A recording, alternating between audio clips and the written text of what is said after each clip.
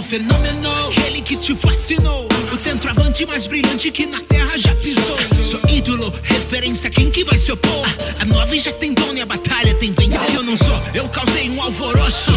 3 vezes melhor do mundo e 2 copas no meu bolso. Imagine se não fossem as lesões, o que ia ser? Perco pro meu próprio corpo, mas não perco de você. Comandou 94, 2002 eu fiz igual. Só que eu fui artilheiro e fiz 2 gols na final. Isso tudo superando as lesões do meu joelho. Então não vem falar de Copa que aí fica disparando.